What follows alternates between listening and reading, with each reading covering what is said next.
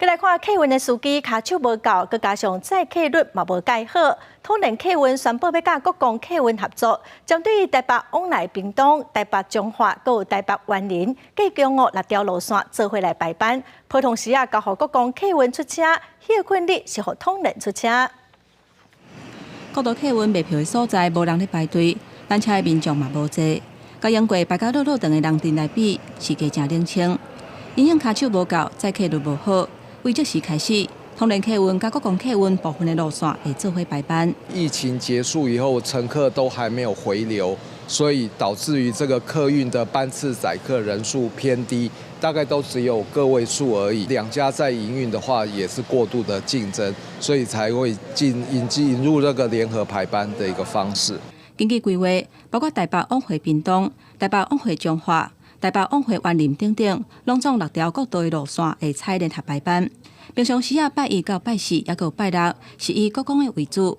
也若拜5、礼拜甲休困日的疏运是采共同营运。业者表示，客运业普遍有卡手欠缺的问题，目前差不多要欠2成的驾驶。加上2间客运同款的路线拢有驶，亲像通联进前台北往彰化，逐工是2班车；台北往园林，逐工是6班车至8班车。 即马调整以国光为主了后，逐工会有17班车。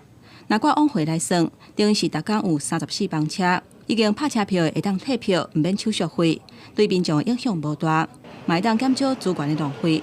已经有正式向公路总局提出计划来审核，把一些重复的班次呢，让它这个做调整，所以总班次的部分呢，比原来的稍微少了一点，但是呢，都不影响到民众的权益。公路总局表示，业者即届申请的这几条拢是旧的路线，而且民众运旧的选择性多，会转移坐车的比率。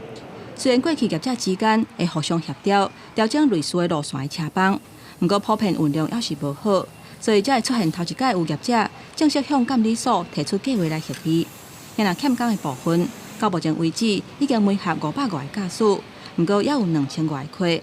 这个部分也要为各方面来拍拼、甲协助。记者综合报道。